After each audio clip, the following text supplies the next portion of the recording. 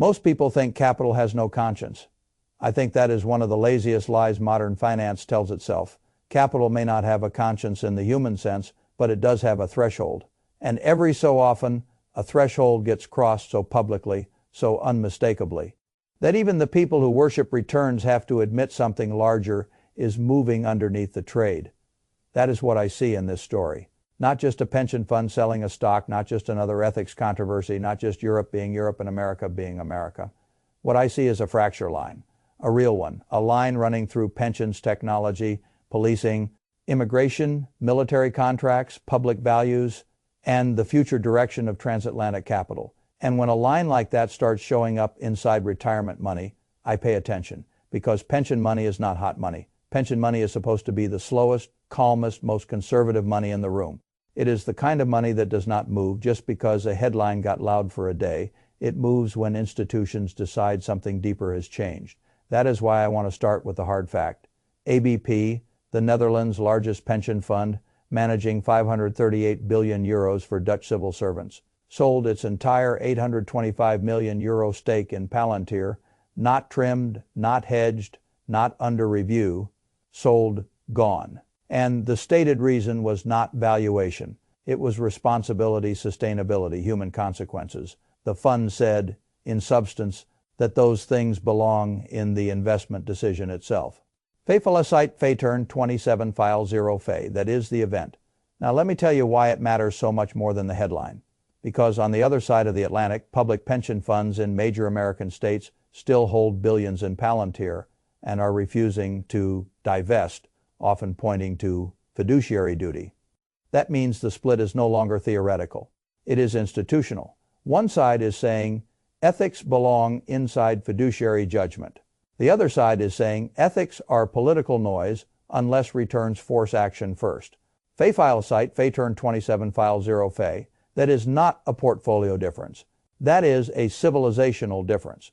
And once capital starts expressing civilizational differences, you are no longer looking at a stock story, you are looking at a realignment story.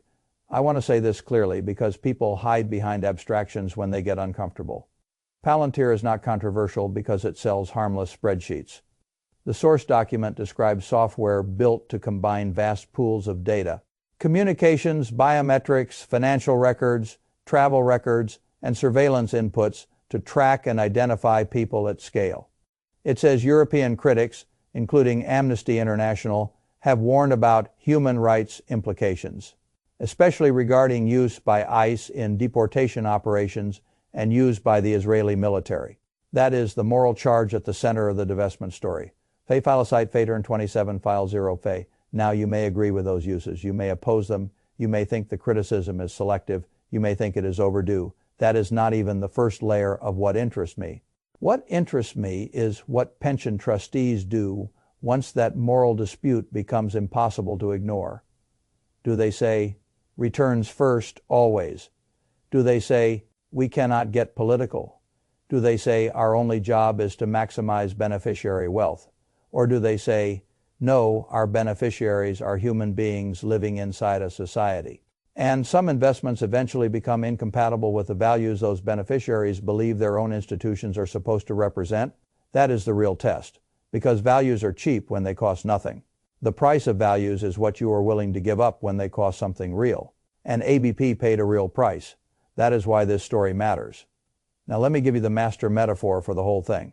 I call it the mirror trade. Most people think investing is about buying the future. Sometimes it is. But sometimes investing is about revealing yourself. Sometimes the asset is a mirror, not because the asset itself changed overnight, but because the world around it changed enough that continuing to own it starts telling the public something about who you are, what you tolerate, and what you are willing to underwrite. That is what Palantir became here, a mirror trade. Europe looked into it and saw something it increasingly did not want to finance.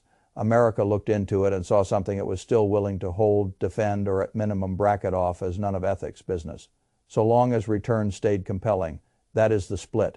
And I am less interested in who is morally superior in some abstract debate than I am in what this tells us about the future path of institutional capital.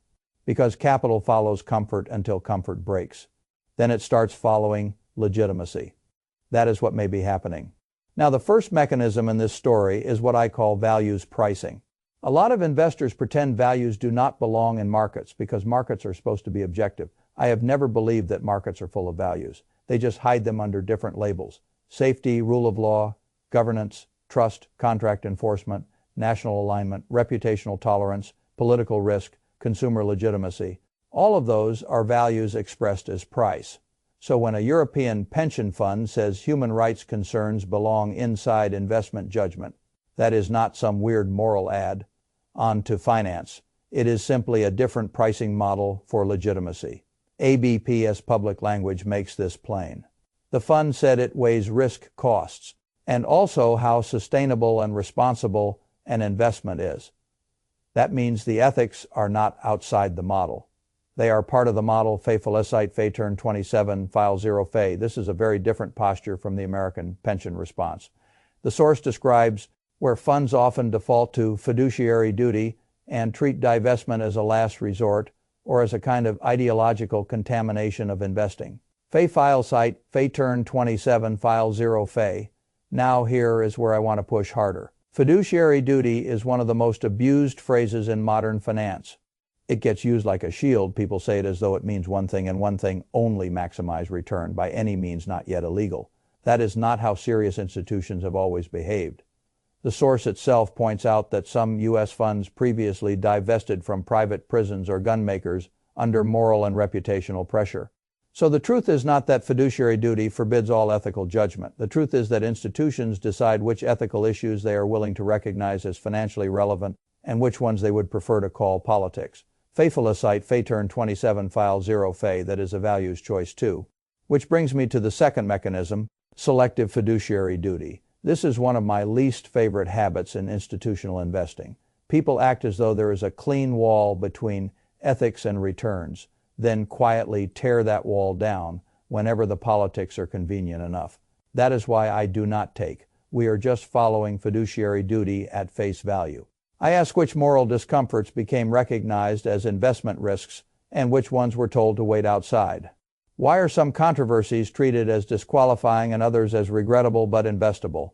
Why do some boards respond to beneficiary pressure quickly and others respond with process language and permanent delay? Because fiduciary duty is not a machine that spits out one objective answer. It is a human institution staffed by people deciding what counts as risk, what counts as responsibility, and what counts as tolerable moral distance. That is the real argument here. ABP is not saying return does not matter. It is saying return is not sovereign. That is a profound distinction. And once one major institution says that publicly and backs it with 825 million euros of selling, everyone else holding the same stock has to answer a question they would rather postpone. Why are we still here? Now let me talk about Palantir itself, because it matters what kind of company sits at the center of the split. This is not a snack brand with an embarrassing ad campaign. This is not a retailer that sourced from the wrong factory once. This is a company whose core utility lies in surveillance, integration, targeting, and decision support across security, policing, intelligence, and military contexts. The source describes exactly why European critics view the company as a human rights problem. ICE uses the software in deportation operations. The Israeli military uses the software in operations against Palestinians. And the software's whole commercial proposition is built on finding patterns in sensitive, human-level data. Fay-Felicite Fay-Turn 27 File 0 Fay, that means Palantir is not merely adjacent to coercive state power. It is an instrument of it.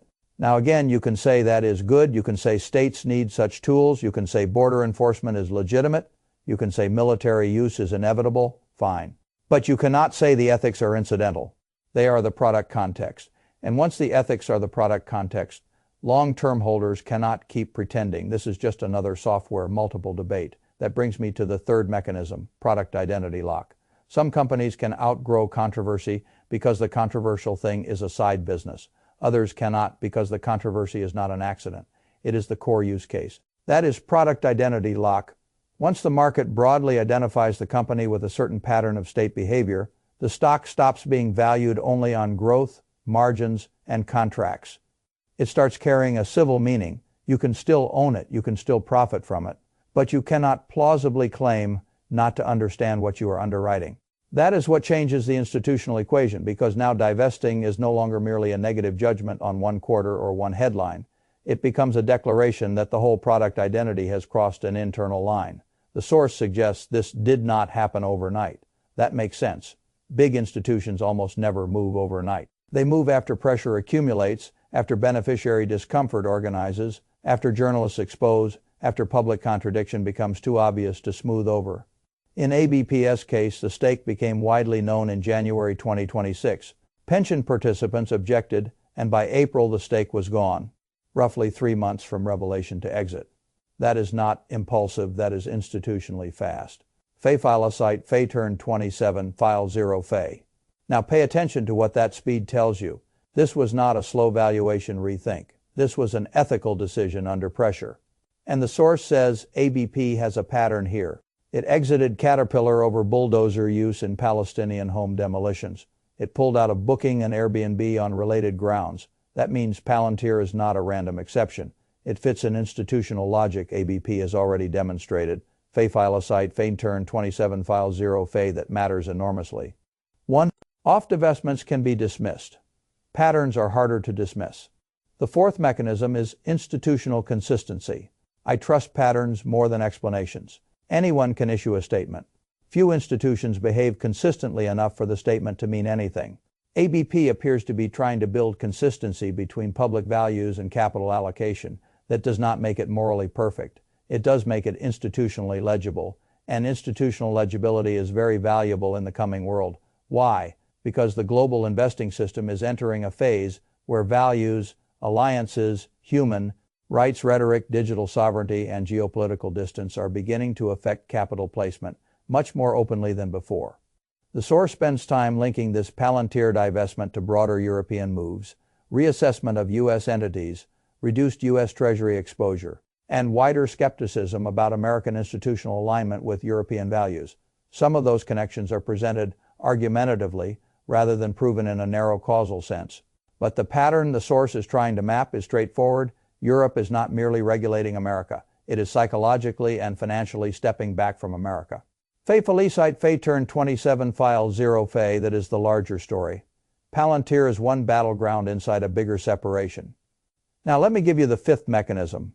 Ethical de-risking. Most investors hear ethical investing and imagine lower returns, self-denial, or fashionable branding. That is because they still think ethics are a luxury overlay. But in a fractured geopolitical environment, ethics can become a form of de-risking. Not because every ethical decision makes money, because institutions increasingly do not want to be trapped funding systems, products, or governments whose future legitimacy may be challenged by their own constituents. This matters a lot for pension funds. Remember what pension money is. It is not adventurous capital. It is deferred life. It is teachers' future grocery money, civil servants, future heating bills, healthcare workers, future rent. If the beneficiaries themselves begin saying, "Why are our retirement savings financing this company and these activities?" then the ethical issue stops being external. It becomes a governance issue inside the fund. That is what happened here. Dutch teachers, healthcare workers, and government employees pushed back after Follow the Money exposed the holding. The money became politically personal. Palantir Fay turn 27 file 0 Fay. That is a much more serious force than a newspaper editorial, because a pension fund can ignore commentators longer than it can ignore its own participants. And once the participants begin associating their retirement savings with state surveillance, deportation infrastructure, or military operations they find morally intolerable, the fund has to decide whether return alone is still worth the governance friction. ABP's answer was no. Now let me talk about the American side, because this is where the story gets uncomfortable. The source says U.S. state pension funds from California to New York continue to hold Palantir and refuse to divest, often citing fiduciary duty or engagement rather than exit. Some participants have protested. The funds are still in Palantir Fay turn 27 file 0 Fay. I do not think this is simply because Americans are greedier. That would be too cheap an explanation. I think the real issue is that American institutions are embedded in a different political ecology. Divestment itself has become politically coded. In many states, ESG is treated as suspect. Divesting from certain industries is framed as ideological interference. So, even when moral discomfort exists, institutions may calculate that the domestic political cost of divesting is greater than the reputational cost of holding. That is a different kind of pressure, which leads to the sixth mechanism, politicized inertia. Sometimes institutions do not hold because they are convinced. They hold because moving has become more dangerous than staying. That is politicized inertia. The board says fiduciary duty, the lawyers say last resort, the politicians say stay out of activism, the beneficiaries are divided, the company is profitable, so the institution does nothing and calls that neutrality. But inertia is not neutral when the controversy is real. It is just a decision made in slow motion. This is why I say the transatlantic divide matters so much. Europe and America are not merely evaluating Palantir differently. They are operating under different definitions of what an institution is allowed to say with its capital. Europe appears increasingly willing to say, no, there are some lines where we will sacrifice exposure. America appears increasingly willing to say, no, politics has entered the room, so we will call continued ownership apolitical and remain where we are. Those are different futures, not just different talking points, different futures. Now let us talk about reputational compounding, because this is where people get too narrow. ABP's sale alone will not crush Palantir. The source acknowledges that 825 million euros is only a fraction of Palantir's market capitalization. Fine, this is not a price, impact story in the immediate sense. It is a template story when Europe's largest pension fund exits publicly on ethical grounds.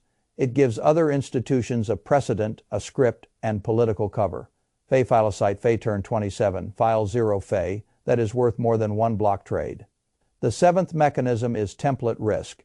Investors often ignore the first institution because the first institution looks isolated. That is a mistake. The first credible institutional defection creates a template. The second makes it thinkable. The third makes it normal.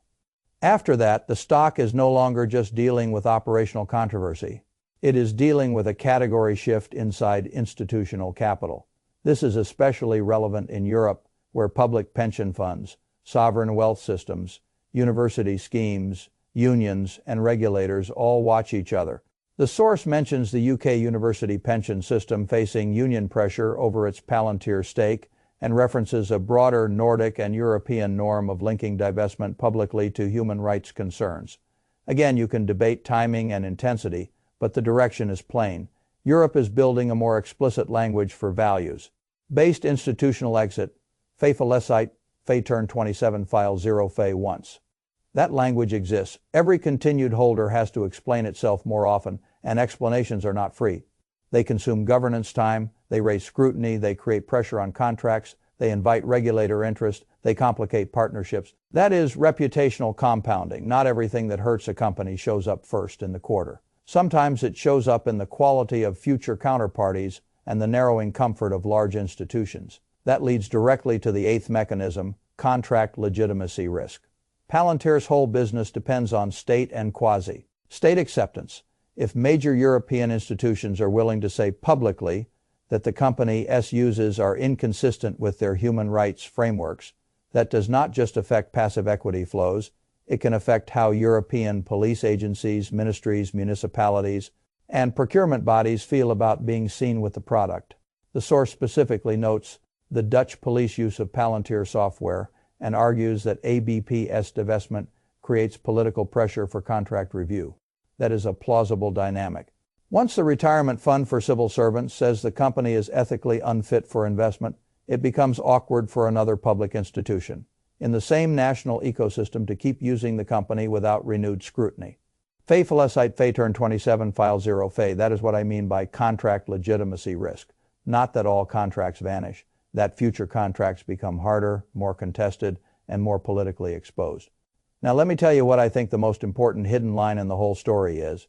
The source says European institutions increasingly view ethical investing as core fiduciary responsibility, while American institutions increasingly view it as political interference. That may be the single most important sentence here, Fay Filocyte Fay Turn 27 File 0 Fay, because if that divergence hardens, then the future of capital allocation will not simply be Europe funding different stocks than America. It will be Europe and America operating with different definitions of what pension stewardship means. That is enormous. Why? because stewardship standards become self-reinforcing. Once a pension culture decides that certain human rights concerns are financial concerns, analysts, trustees, lawyers, consultants, and beneficiaries begin treating them that way. Models change, screens change, explanations change, hiring changes, public expectations change. That is institutional path dependence. And path dependence is very hard to reverse. So this story is not just whether Palantir is in or out of one fund. It is whether Europe is coding one set of moral conditions into public capital while America codes another. That is the ninth mechanism, civilizational portfolio construction. People think civilizations clash only in war, diplomacy, and elections. They also clash in index committees, pension boards, procurement standards, and capital screens. That is the quiet layer. And it is often more durable because once you embed a value inside a capital system, you create years of consequences from one governance decision. A pension fund vote today can shape future flows, public discourse, beneficiary expectations, and regulator courage for a decade. That is why I take this so seriously. This is civilization happening in spreadsheets. Now, I do not want to pretend Europe is pure and America is fallen. That would be childish. Europe will compromise when it suits Europe. America will moralize when it suits America. All large systems do. But relative direction still matters. And the relative direction here is unmistakable in the source. Europe is becoming more willing to withdraw capital publicly when product use collides with public values. America is becoming more willing to defend continued ownership publicly by saying values questions should not interfere unless absolutely unavoidable. Those are different futures.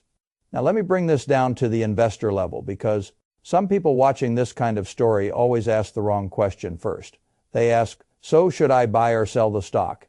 That is not the first question. The first question is, what kind of capital am I and what kind of world is forming around this company? If you are short-term capital chasing contracts, momentum, government growth, and market narrative, you may not care.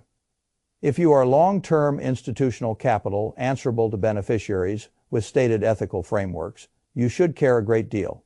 If you are a pension trustee, you should care even more, because pension money is not personal speculation. It is delegated moral responsibility, whether you like that phrase or not. And if you are an ordinary investor, you should at least understand this when institutions begin dividing over legitimacy instead of just valuation. The long-term multiple on a company can become a function not only of earnings, but of who is still willing to own it without apology. That is a very different kind of risk. Now let me give you the operating system I would use to think about this story. First, identify whether the controversy is incidental or core. With Palantir, the controversy is core because the disputed uses sit inside the product's central identity. Second, identify whether the seller is acting inconsistently or according to an established pattern. ABP appears to be acting according to pattern, which makes the sale much more significant. Third, identify whether the sale changes price immediately or changes future templates. Here, the template may matter more than the immediate market impact.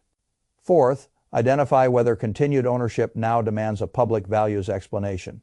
If yes, the stock has crossed from ordinary controversy into institutional identity territory. Fifth, identify whether your own capital is supposed to optimize return at all moral cost, or whether your institution claims some broader social mandate. Many institutions pretend this question does not exist until a case like this forces it into the minutes. That is how I would think. Not because it sounds elevated, because it keeps me honest about what is actually happening. Let me end where I began. Capital does not have a conscience in the human sense, but institutions do, or they say they do. And eventually, every institution reaches a moment where the market stops asking what it believes and starts asking what it is willing to fund. That is the moment ABP just faced. And it answered with a sale. America's pension institutions, at least the ones described in the source, are answering with continued ownership and procedural language. Both sides are telling you who they are.